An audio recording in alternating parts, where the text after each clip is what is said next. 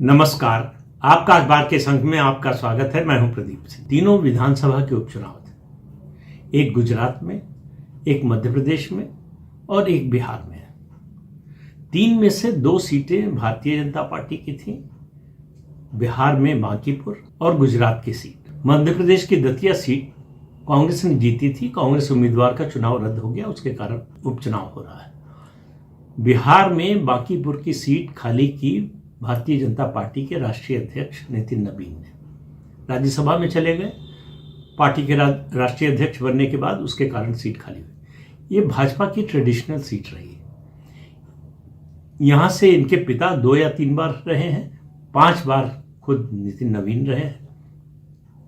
पटना शहर की सीट है, कायस्थ बहुल सीट है, कायस्थ उम्मीदवार था। उम्मीद थी कि भारतीय जनता पार्टी जीतेगी, लेकिन अहंकार जब बहुत ज़्यादा आ जाता है तो समस्या वहाँ से शुरू हो जाती है। भाजपा के एक नेता ने बयान दिया कि यहाँ से तो हम कुत्ता बिल्ली खड़ा कर दें, वो भी जीत जाएगा। तो मतदाता और कार्यकर्ता दोनों को ठेंगे पर रखा पार्टी के नेतृत्व ने, और दोनों ने ठेंगा दिखा दिया पार्टी को। मैं जब ये वीडियो बना रहा हूं, बहुत जल्दी बना रहा हूं, तब तक औपचारिक रूप से नतीजे की घोषणा नहीं हुई है, लेकिन बांकीपुर से प्रशांत किशोर का राजनीतिक खाता खुल रहा है, ये पक्का हो गया। भारतीय जनता पार्टी की हार हुई है और मेरी नजर में बुरी हार हुई है। अब देखिए, बाई इलेक्शन जो है वो हमेशा कोई राजनीतिक दिशा बदलने वाले नहीं होते, लेकिन कई बार होते भी हैं। बहुत पुरानी बात छोड़ दे तो 1988 में विश्वनाथ प्रताप सिंह इलाहाबाद से निर्दलीय उम्मीदवार के रूप में लड़े कांग्रेस के सुनील शास्त्री के खिलाफ, और भारी बहुमत से जीत गए। उसके बाद अक्टूबर में जनता दल का गठन हुआ, उसके नेता बने और प्रधानमंत्री बन गए। उस एक बाई इलेक्शन ने उत्तर प्रदेश नहीं, पूरे देश की राजनीतिक दिशा बदल दी। मान लीजिए कि विश्वनाथ प्रताप सिंह उपचुनाव हार गए होते, उनकी सारी राजनीति वहीं खत्म हो जाती। ऐसा भी हुआ है कि उपचुनाव हारने के बाद राजनीति पर कोई असर नहीं पड़ा है। फिर मैं बहुत पुरानी बात नहीं करूंगा, बात सिर्फ 2018 की है। 2017 में उत्तर प्रदेश में भारतीय जनता पार्टी की प्रचंड बहुमत से सरकार बनी। 312 सीटें अकेले बीजेपी की आई और गठबंधन के साथियों के साथ 325, 403 में से।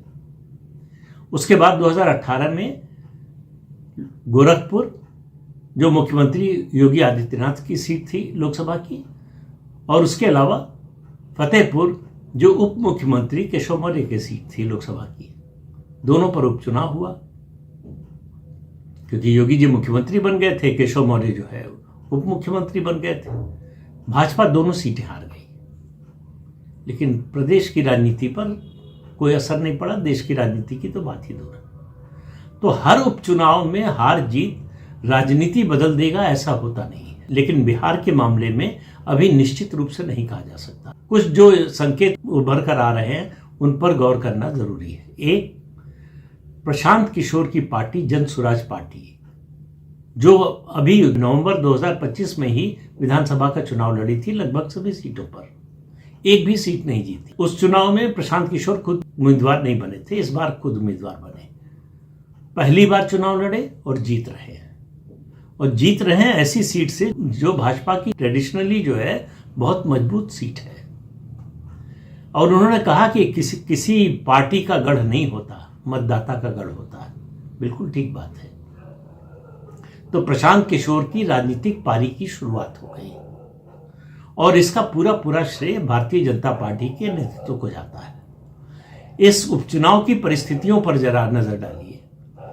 भारतीय जनता पार्टी के राष्ट्रीय अध्यक्ष की सीट खाली हुई, उसके कारण उपचुनाव हो रहा है।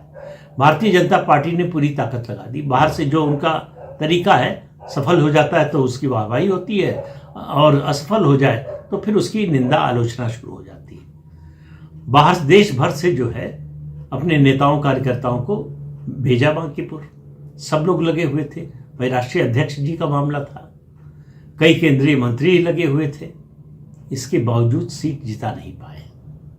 अब सवाल यह है कि क्या ये रिफ्लेक्शन राष्ट्रीय अध्यक्ष नितिन नबीन पर है या प्रदेश के मुख्यमंत्री सम्राट चौधरी पर है। मेरा मानना है दोनों पर होना चाहिए। दोनों की प्रतिष्ठा का सवाल था। दोनों न तो अपनी व्यक्तिगत प्रतिष्ठा बचा पाए न पार्टी की प्रतिष्ठा। दूसरा, ये पहला चुनाव है बिहार में जब नीतीश कुमार मुख्यमंत्री नहीं है। पहला चुनाव कब से? 2005 के बाद से, यानी 21 साल बाद ऐसा ये उपचुनाव है जब भाजपा और जेडीयू साथ हैं लेकिन नीतीश कुमार मुख्यमंत्री नहीं है। उस परिस्थिति में हुआ है। तो जेडीयू का मतदाता किधर गया? क्या उसने प्रशांत किशोर का साथ दिया? इसके बारे में अभी कोई स्पष्टता नहीं है, बाद में पता चलेगा। लेकिन वो महत्वपूर्ण नहीं है मेरी नजर में। महत्वपूर्ण यह है कि भारतीय जनता पार्टी का समर्थक कहां गया। भारतीय जनता पार्टी के समर्थक प्रशांत किशोर की जीत से खुश क्यों हैं? ये बात सोचने की है भारतीय जनता पार्टी के राष्ट्रीय नेतृत्व के लिए।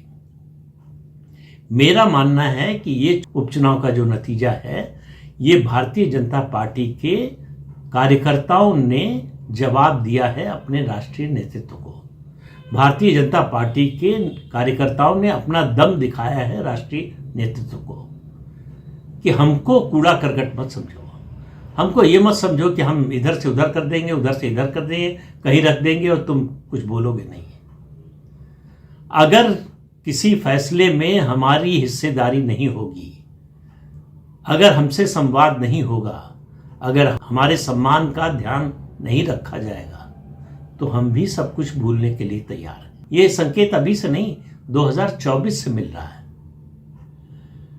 उसके बाद जो विधानसभा चुनाव हुए उसमें भारतीय जनता पार्टी ने कोर्स करेक्शन किया, तो उसका नतीजा देख लीजिए, और जहां नहीं किया वहां का नतीजा देख लीजिए। जिस तरह से उम्मीदवार पहले घोषित किया गया 24 घंटे में बदल दिया गया, जिस तरह से इस चुनाव को लड़ने की कोशिश हुई, और जो एंग्जाइटी थी कार्यकर्ताओं की, समर्थकों की, उनके जो मुद्दे थे उनके बारे में कोई परवाह नहीं की गई। उनको शांत कराने की या उनका समाधान खोजने की या उनको आश्वस्त करने की कि आपकी चिंता हमें मालूम है, हम इसके समाधान में लगे हुए हैं और इसका समाधान करेंगे, ऐसी कोई कोशिश नहीं हुई। अब इसको हर चीज से जोड़ा जा रहा है। जो छात्रों का आंदोलन पटना में हुआ उससे भी जोड़ा जा रहा है, AK-47 चली उससे जोड़ा जा रहा है, काफी पहले जो यूजीसी की गाइडलाइंस आई थी उससे जोड़ा जा रहा है। एक ही चीज है कि इस चुनाव को सवर्ण बनाम पिछड़ा नहीं बनाया जा सकता, क्योंकि नंबर 1 और नंबर 2 के दोनों कैंडिडेट सवर्ण है, प्रशांत किशोर भी और भारतीय जनता पार्टी का कैंडिडेट भी। लेकिन इस उपचुनाव के नतीजे से भारतीय जनता पार्टी को चिंतित होना चाहिए। चिंतित ये होना चाहिए कि एक फ्रिंज की पार्टी जिसका पूरे प्रदेश में कोई जनाधार नहीं है, उसका नेता आता है और आपके गढ़ में घुसकर आपकी ट्रेडिशनल सीट, आपके राष्ट्रीय अध्यक्ष की सीट पर जीत हासिल कर लेता है। ठीक है, राष्ट्रीय अध्यक्ष चुनाव मैदान में नहीं थे, उनकी खाली की हुई सीट थी, लेकिन फिर भी उससे राष्ट्रीय अध्यक्ष की प्रतिष्ठा जुड़ी हुई थी। और सम्राट चौधरी के लिए विधानसभा चुनाव और उसके बाद उनके मुख्यमंत्री बनने के बाद उनकी पहली अग्नि परीक्षा थी, जिसमें वो पास नहीं हुए। प्रशांत किशोर के लिए एक नया रास्ता खुला है और वो छोटे से छोटे मुद्दे को बड़ा बनाना, उसके समर्थन में, उसके आधार पर एक परसेप्शन क्रिएट करना जानते हैं। लेकिन भाजपा को जितनी चिंता होनी चाहिए उससे बहुत ज्यादा चिंता राष्ट्रीय जनता दल को, तेजस्वी यादव को होनी चाहिए। राष्ट्रीय जनता दल का उम्मीदवार तीसरे नंबर पर गया। तेजस्वी यादव को लगा कि ये हम ही 2 पार्टियां हैं बड़ी, या तो हम बीजेपी को हरा देंगे। उनको लगा ट्रेडिशनल सीट है बीजेपी की, हमारे जीतने की उम्मीद नहीं है, तो क्यों मेहनत करना, तो विदेश छुट्टी मनाने चले गए। चुनाव प्रचार खत्म होने से 2 दिन पहले आए, फिर भी कोई ज्यादा काम नहीं किया, थोड़ा घूम घाम लिए। उनको लगा कि हमारा तो कोर वोट तय है, वो तो कहीं जाने वाला नहीं। अब जो नतीजा आया है उसकी विस्तृत व्याख्या तो बाद में होगी। इससे लग रहा है कि आरजेडी का कोर वोट भी किसका है।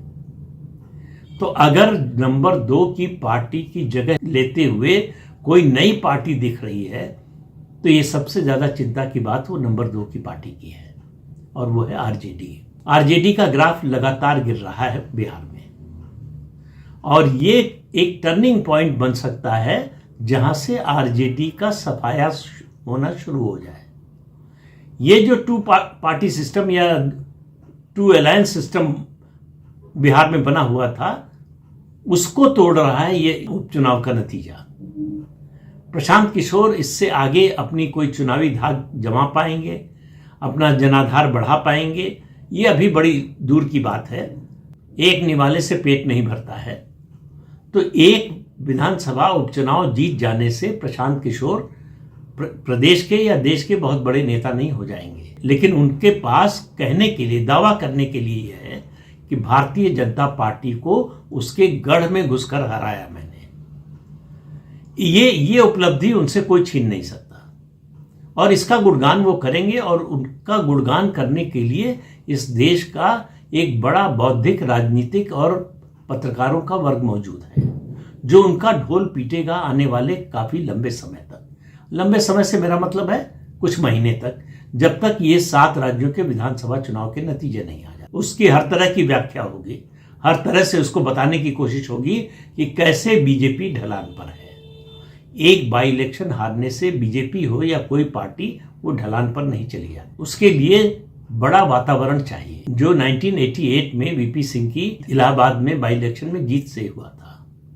उस समय राजीव गांधी के खिलाफ बोफोर्स का मामला चरम पर था, भ्रष्टाचार का मामला बहुत ऊपर था और लोग जो है भ्रष्टाचार के मुद्दे पर कांग्रेस से नाराज थे, उसके खिलाफ जाने के लिए तैयार बैठे थे। ये बात आप बाकी पूर्व विधानसभा उपचुनाव के नतीजे के आधार पर बिहार में भारतीय जनता पार्टी से लोग नाराज बैठे हैं, उसको हटाने के लिए बैठे हैं, ये नहीं कह सकते। वैसे भी बिहार में विधानसभा का चुनाव अब 2030 में होगा, आज से 4 साल बाद। तो 4 साल का समय बहुत होता है किसी छोटी पार्टी के लिए, नई पार्टी के लिए। दोनों संभावनाएं होती हैं, आशंका भी होती है।